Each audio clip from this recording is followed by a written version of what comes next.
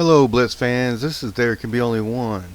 Um, trying to keep in touch with Wargame about how the game has been proceeding. There's a lot of problems with the game. The main thing is that they're allowing players to move up too soon.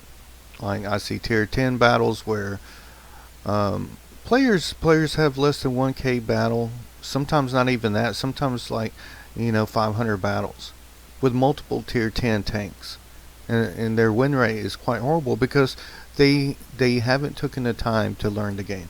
So I wrote to Wargame, and this is what I'm going to read out. The game has become horrible. Well, the game itself is good, but its player base that is bad. Players move up tiers before learning the game. This has caused toxicity and very bad gameplay. It has become common for players to do 0 damage in a game and to have multiple 0 damage players in almost every game.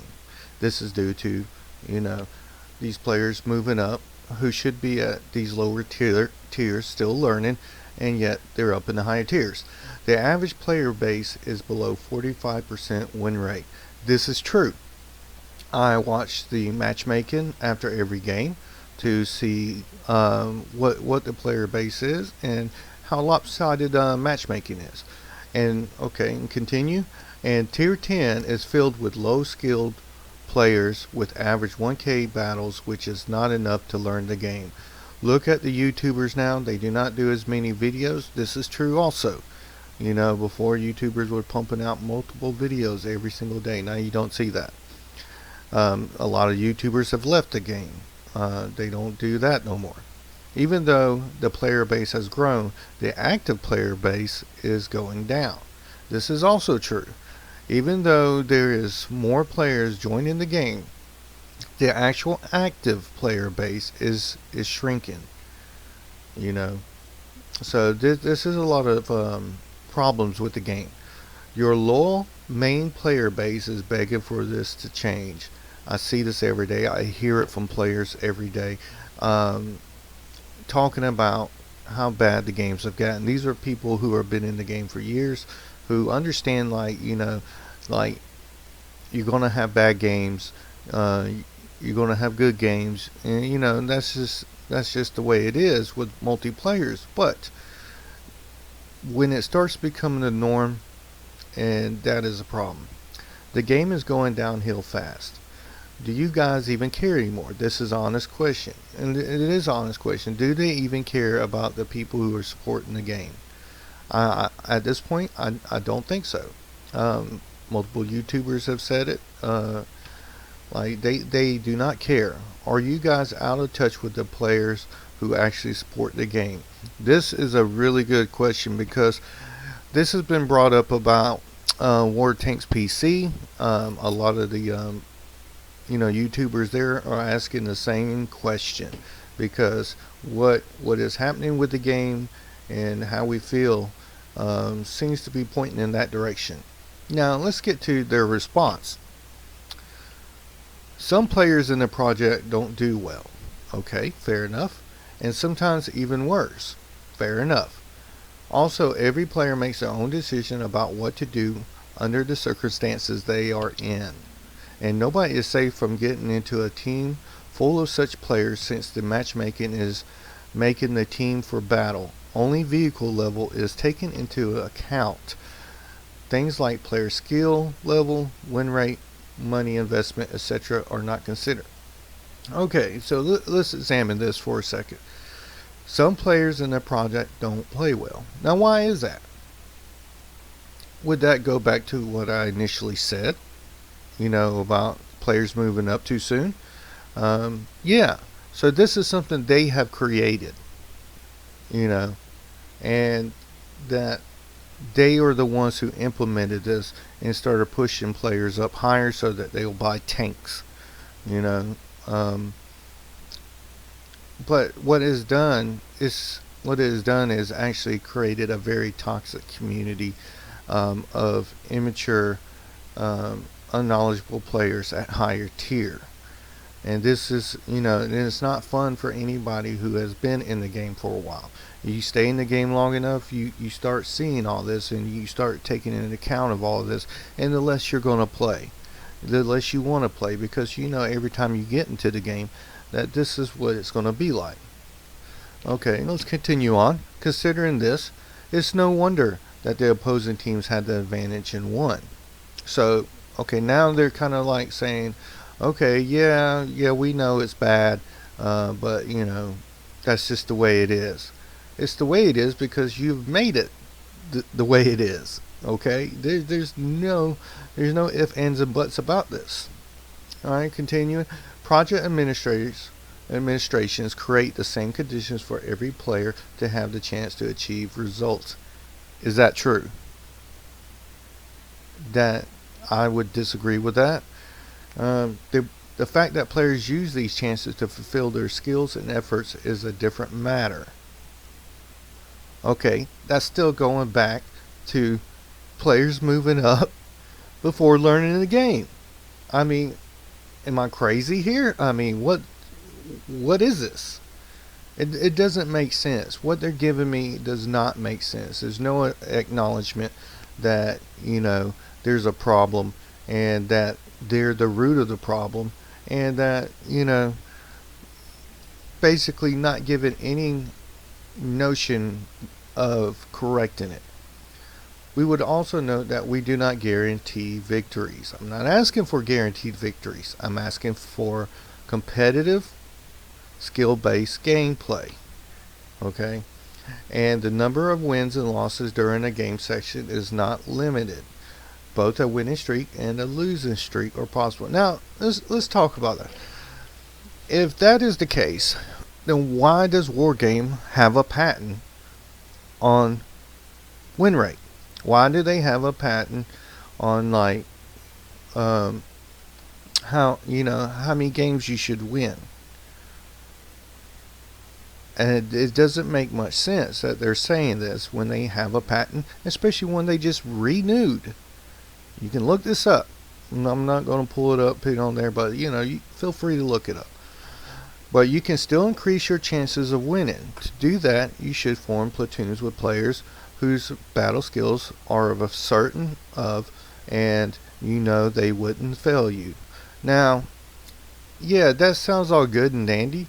And so when I get with somebody who's like a high 60-70% win rate player and tune with them, we're doing all the damage in the game, and then we get the rest of the team who can barely do 500, while the opposite team gets not only a matching skill based player tune, but most of the time higher, and then their team is filled with people who've had thousands of battles, decent win rates. And so it seems like me that matchmaking is not what they say it is, due to the fact that I sit there and look at it every single day after each game, and and after a while things just start clicking. You start understanding, maybe it's not what they claim it to be. I've forgotten tunes where the opposite enemy tune was a tier higher, but this is saying, we create one that is pretty much equal, and it's up to you whether you win, and that's not the case. All right, we fully understand your feelings and connection with this situation, because we, like you, participate in battles in which teammate professionalism is not always felt. Well, I wonder why. When you add it like a Nintendo Switch to the game, which is primarily young kids who are immature, and you bring it into pretty much an adult game, because they actually have rules on this game when you sign up. You have to be a certain age to play this game. And the reason why is because it's meant for people who are older, and they pretty much backtracked on what they implemented themselves. We monitor the situation as a whole, and as soon as we have a quick decision how to deal with such players, we immediately report this. Now, we know this one not to be true at all. How many times have you been in the game and you've seen players toxic, racist, and you go to report them and they do nothing? These people stay in the game. How many times have Midzy or Droodles or somebody else, you know, some of the bigger YouTubers, Plantify, have wrote tickets in, sent replays, and these people continue to be in the game. And they continue to do as they always do without little or no repercussions. Now, this is the kind of stuff I get. This is actually, you know what, out of all the responses I've ever got from Wargame, this is probably the most thorough one, the longest one. I mean, usually I get some, you know, rhetoric, you know, that sound pre-scripted, and it's very short. This is usually what I get. But this is just a little bit of understanding, like, why the game is bad. What, you know, little effort Wargame has done to change this.